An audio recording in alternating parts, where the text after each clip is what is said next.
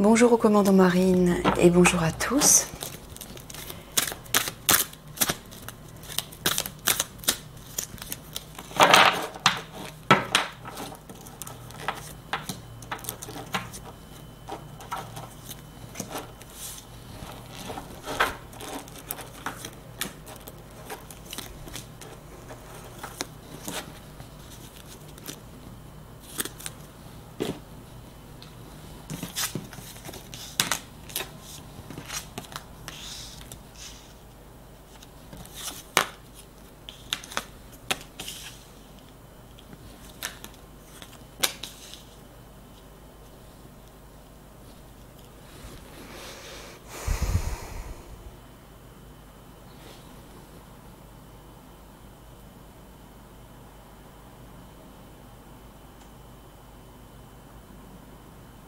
Est-ce que tu parles d'une source d'énergie négative? Alors, il dit à l'Alliance qu'il va falloir prendre de la hauteur lorsqu'une source de pouvoir obscure va provoquer des dégâts, des destructions et beaucoup de déchets, pourrissements. Moi, j'entends beaucoup de pollution, en fait. Beaucoup de dégâts, voilà. Tu parles toujours des conflits? Oui.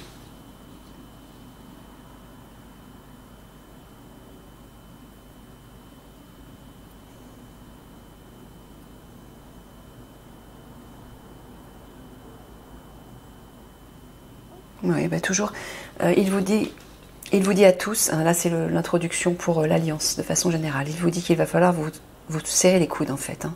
Être solidaires les uns des autres tout en avançant avec prudence, avec discrétion. Il l'avait dit, je pense, dans le tirage du raid, où il faudra rester caché tout en agissant dans les petites communes.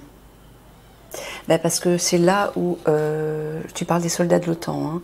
Les soldats de l'OTAN, donc apparemment, vont sillonner les routes de France pour forcer la pique-pique obligatoire sur les enfants, notamment. Ouais, être solidaire par rapport aux destructions, à la pollution, à tous les déchets, à la suite des conflits. Là, il vous dit qu'il faudra vous unir dans un pouvoir, une source de pouvoir unique, j'entends, et avancer avec discrétion. C'est ça? C'est ce que tu veux dire là, Michael? Ouais. Voilà. Rassembler toutes vos forces pour former une unité parfaite et avancer en toute discrétion.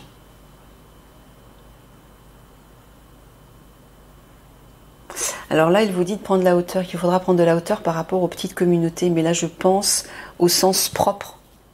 Ouais, c'est-à-dire avoir un panorama large de tout ce qui va se passer en France pour cibler et puis protéger surtout. Cibler et protéger.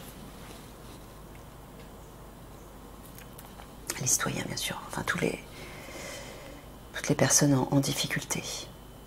Ah, apparemment, dans les petites communautés, il va y avoir aussi beaucoup de dégâts. Alors, notamment, j'entends les champs de culture, mais tu parles aussi de dégâts à cause des attaques. Ah, d'accord. Bon, il y aura aussi des attaques dans les petites communautés.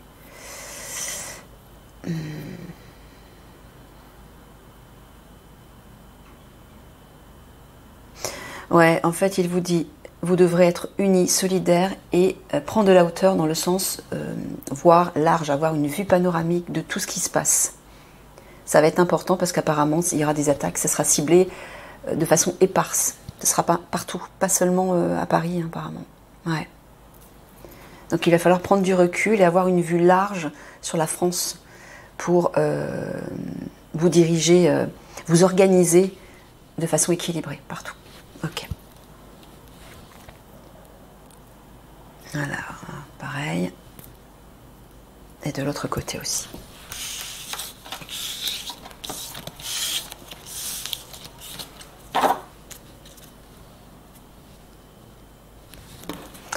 Alors maintenant, on entre dans votre tirage, commando Marine.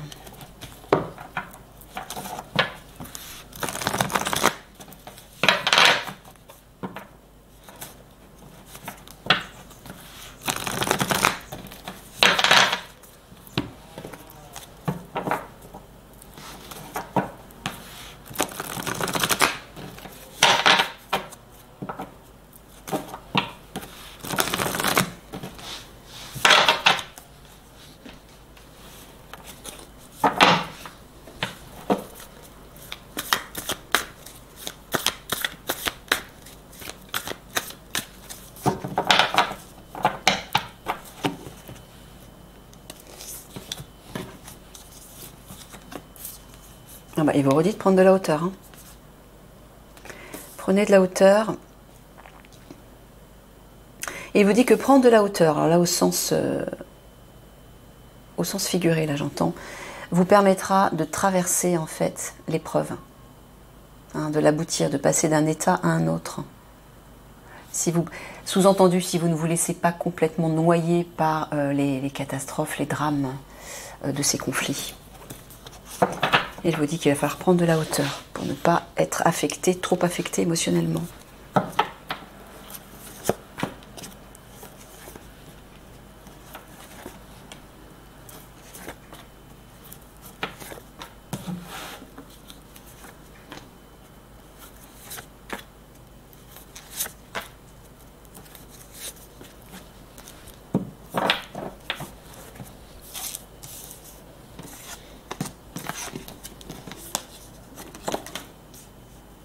Ouais, il vous dit que l'ennemi va frapper dans la nuit et il va falloir rester caché. Mais pourquoi tu leur dis de rester caché? Lorsque les hommes machines vont attaquer au départ, tu parles du départ, ils vont attaquer dans la nuit pour détruire des centrales électriques.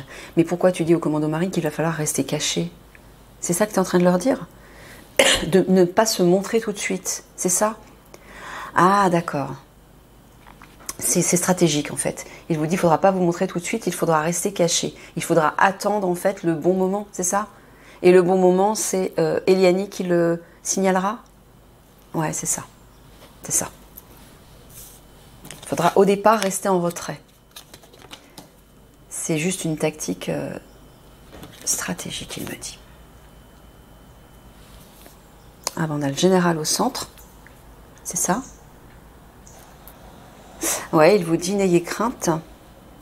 N'ayez crainte et surtout ne doutez pas que le général va bien venir dans votre QG, vous visiter, vous voir, pour donner ses instructions à toutes les unités en fait. Hein. Il vous dit de ne pas en douter.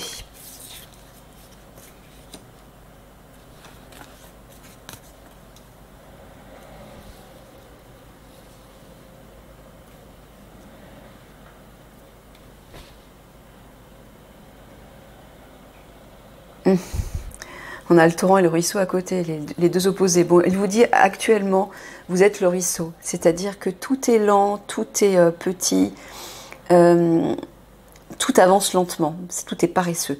Mais il vous dit, regardez, ça va se précipiter d'un coup et ce sera une victoire pour vous.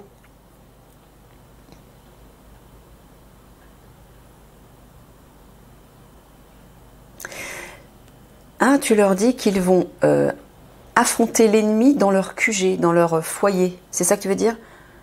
Dans leur logement, en fait, là où ils vivent, dans leur nid. Et ce sera un succès, il vous dit. Ouais, vous irez les chercher. Tu parles de l'Élysée, notamment. Hein. Ouais, voilà. Entre autres. Mais l'Alliance ira aussi récupérer les familles. Hein. Tout le réseau, quoi.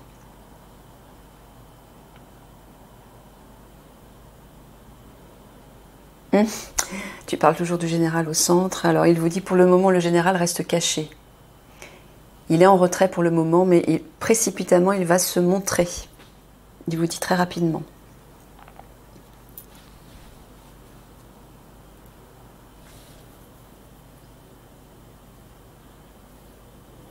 Ouais.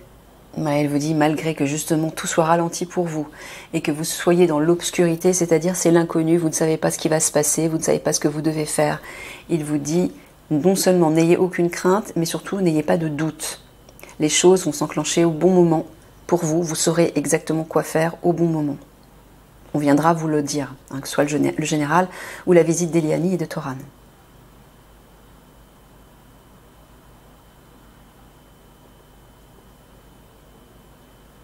Est-ce que tu es en train de dire que le général va réduire l'ennemi? Ouais, sous-entendu, il va réduire l'action de l'ennemi et les dégâts de l'ennemi. C'est ça. Il va vous mener à la victoire, hein, vous voyez? On a le soleil et la lune en plus, c'est marrant. Les deux opposés. Là, tu parles de la nuit. Tu parles des obscurs. Tu parles pas d'une période, hein? Non. Moi, j'en tiens plus compte, hein, Michael. Donc, tu es en train de dire caché, c'est ça? D'accord, bah, et vous le redites ici pareil. Là, le général est en retrait, mais il va se montrer précipitamment, ou très rapidement, je ne sais pas. Et là, pareil,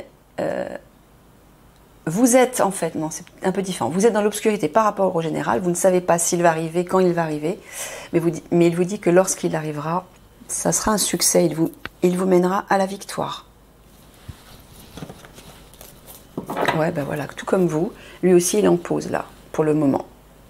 Il est en stand-by parce qu'il a besoin de régler des choses, ne serait-ce que par rapport à lui-même aussi, hein, par rapport à sa conscience, parce qu'il va avoir un rôle quand même très très important. Donc il a besoin de bien se préparer aussi. Ah, il attend Eliani, j'entends. Il attend l'arrivée d'Eliani, c'est ça? Ouais, c'est ça. Il est en stand-by, mais en fait, voilà, il attend qu'Eliani se présente. Ouais, il n'est pas le seul.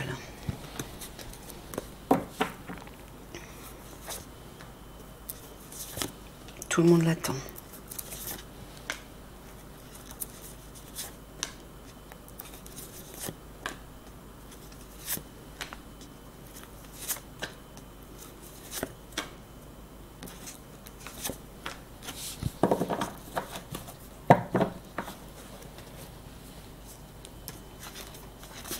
Alors, ça c'est peut-être... Ouais, c'est peut-être Toran. L'homme qui est représenté. Ouais, c'est ça, Michael. L'homme, c'est Toran, qui va vous aider dans votre travail. Hein. Et l'été, bah, c'est les réjouissances, c'est une ouverture, c'est les choses se réchauffent, il y a une récolte. Donc, sous-entendu, Toran va bien vous ouvrir la porte, vous, entre guillemets, vous réchauffer le cœur et vous permettre de vous réjouir parce qu'il va vous apporter des instructions, il va vous clarifier la situation par rapport à ce que vous allez faire, par rapport à votre action, etc. Dans le cadre de votre activité, là, de votre travail.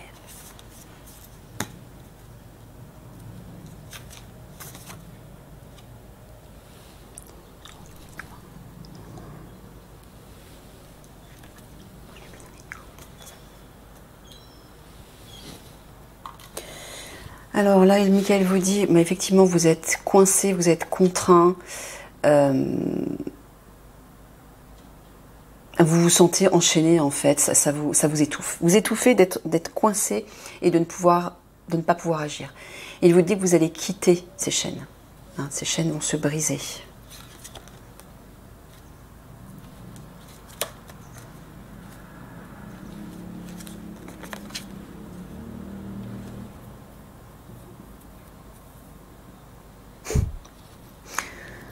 C'est leur unité, ça? Ouais. Mais il vous dit que vous êtes dans l'excès, vous ressentez une démesure par rapport au couple royal qui n'arrive pas. On est deux. Alors là, je vous comprends complètement. Moi, j'en ai ras-le-bol. Hein. Ras-le-bol. Je me demande quand est-ce que ça va arriver. Si ça va arriver un jour, ça commence à me fatiguer. Bon. Il vous dit que Toran va vous aider, va vous permettre en fait de quitter cet excès que vous ressentez. Hein, c'est comme si vous bouillonnez près de l'explosion parce que voilà, vous n'en pouvez plus. Bon, qu'est-ce qui se passe? On fait rien, on est coincé. Quand est-ce qu'Eliani arrive? Quand est-ce que le couple royal arrive pour nous dire ce qu'on doit faire? Ouais, je vous comprends, je vous comprends. Bon, bah, il vous dit que Toran va arriver, alors je sais pas quand, pour mettre un terme à cet excès. Voilà, elle vous dit réjouissez-vous par rapport à ces chaînes, elles vont éclater en fait, concernant votre unité.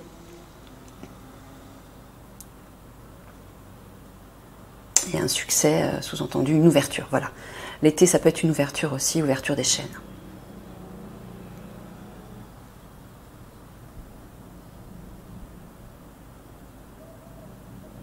Ouais, tout, pareil là. Dans votre unité, votre travail, vous vous sentez, vous étouffez en fait. Vous avez l'impression d'étouffer, c'est ça, Michael, hein, le lierre. Parce que le lierre, ça peut être un parasitage, mais ils étouffent, voilà. C'est l'asphyxie, vous n'en pouvez plus d'attendre. Le couple divin.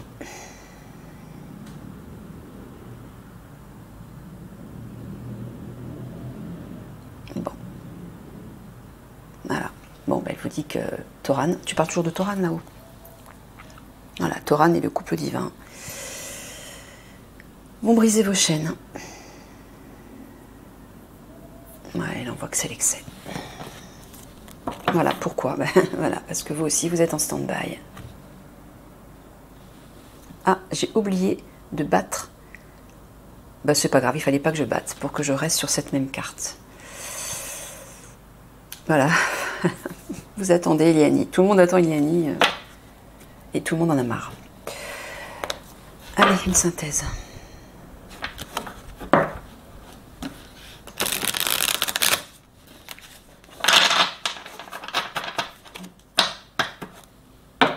Et le pire, c'est que je peux même pas vous dire quand elle va arriver, parce que là où ils veulent pas me le dire. Je vous ai expliqué pourquoi, pour me protéger d'Enlil. Mais c'est ça qui est insupportable.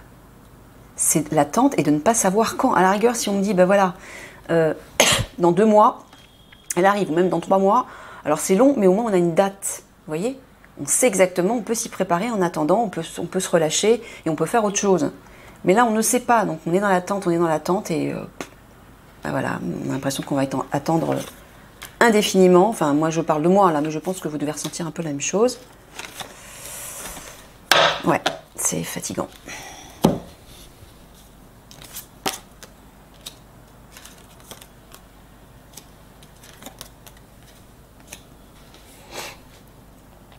Tu parles de leur souveraineté là?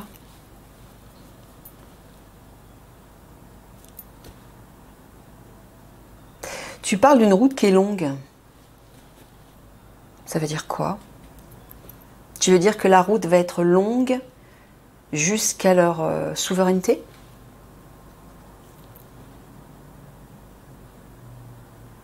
Tu parles de quoi, Michael? De l'attente? Non.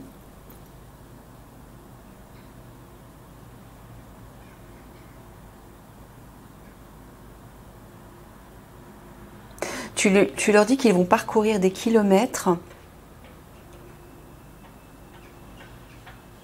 Je comprends pas. Avec leur âme. Mais ça veut dire quoi? Ils vont parcourir des kilomètres avec leur âme. Ah, d'accord, tu es en train de leur dire que une fois qu'ils seront connectés à leur âme, qu'ils seront sous la guidance de leur âme, ils pourront parcourir des kilomètres sans s'épuiser. Ah, d'accord, ok, j'ai compris. Voilà, ce sera une ligne droite, c'est-à-dire que le chemin ne sera pas sinueux, vous saurez exactement où aller, quoi faire, vous irez direct et vous pourrez parcourir des kilomètres sans vous épuiser tout en étant guidé. Et j'entends notamment pendant les conflits où ça va être très épuisant parce que vous devrez donner de la tête de partout, vous aurez beaucoup de travail, vous aurez très peu de repos, pour ne pas dire aucun. Ben là, sous la guidance de votre âme, la fatigue, vous ne la ressentirez pas. Vous serez toujours rechargé en énergie et vous serez toujours clair dans votre esprit, hein, dans votre tête, vous saurez quoi faire, où aller, vous ressentirez ce qu'il faut faire, vous ressentirez comment dire, les messages de votre part divine qui vous dira par intuition, c'est là que tu dois aller, c'est ce que tu dois faire, faites ceci, faites cela, etc. Ainsi que les messages d'Eliani, bien sûr. Et donc vous serez toujours au top en fait, voilà. Je vois une pointe là, vous serez toujours élevé, vos vibrations seront élevées, vous serez toujours au top et vous pourrez tracer pendant des kilomètres, des jours, bref, c'est symbolique. Hein.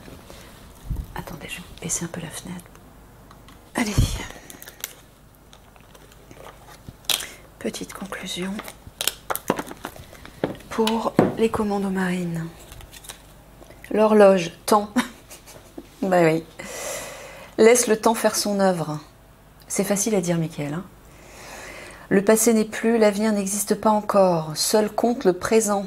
Carpe diem. Bon, ben, elle vous enjoint à vivre dans le présent, à ne pas vous projeter dans l'attente, notamment d'Eliani, du couple royal, des conflits, etc. Et de vivre l'instant présent, de profiter de l'instant présent, bon, ben, c'est-à-dire en connexion avec votre enfant intérieur. Hein. Lui, il est tout le temps dans le présent. Vivez au jour le jour. Ne vous projetez pas en arrière, dans le passé, ni dans l'avenir, parce qu'effectivement, le passé n'existe plus et l'avenir n'est pas encore là. Le seul moment qui soit réel, hein, c'est l'instant présent. Et quand il vous dit carpe diem, bah, profitez de la vie, il vous dit. Le soleil, bonheur, charisme, tu resplendis, tout te réussit, tu es en harmonie avec l'univers. Couvre ton entourage de joie et la lumière du monde se déploiera divinement. Bon. Ouais. Facile à dire aussi, ça. Ah, excusez-moi, hein, je vous livre les messages par le filtre de mon énergie et de mon humeur du moment. Bon, bah, il est en train de vous dire de voilà, tout est beau, tout est chouette, resplendissez, rayonnez. Et en rayonnant, bah, vous pourrez apporter de la lumière autour de vous, aider les autres. Mais encore une fois, Michael, c'est facile à dire. Hein.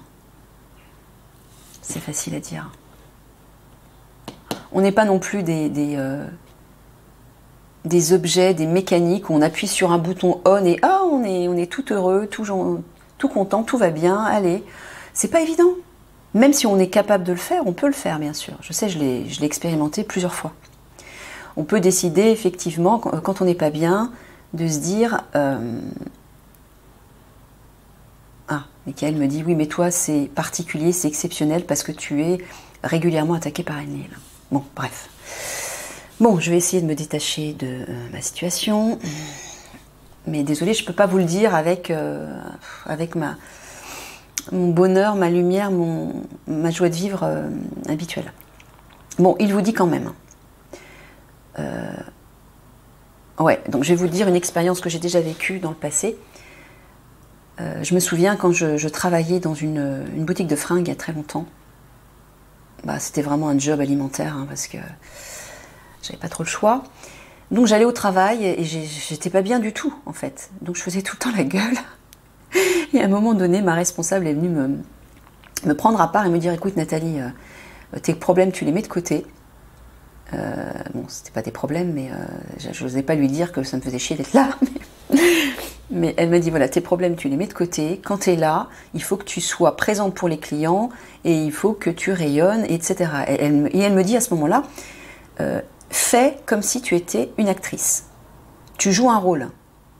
Dès que tu rentres dans le magasin et au travail, tu investis ce rôle de vendeuse, tu accroches ton sourire, tu mets tes soucis de côté et tout va bien et tu es présente pour les clients.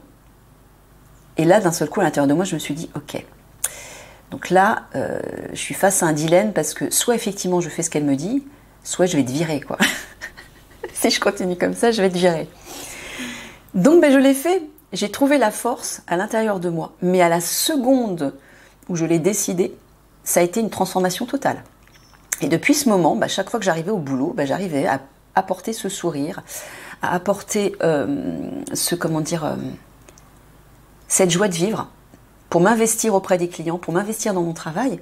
Et ce qui est incroyable, c'est que au départ, effectivement, c'était mécanique, hein, ça sonnait un peu faux, mais très rapidement, c'est devenu quelque chose de naturel. C'est-à-dire qu'en fait, comme lorsque vous faites comme si vous étiez heureux, au début, vous sentez que vous vous forcez. Mais au bout d'un moment, plus vous le pratiquez, plus ça devient naturel et vous le ressentez vraiment à l'intérieur de vous. Voilà. Voilà la petite anecdote. Je vous fais des gros bisous d'amour et puis je vous dis à tout de suite pour votre tirage psychologique.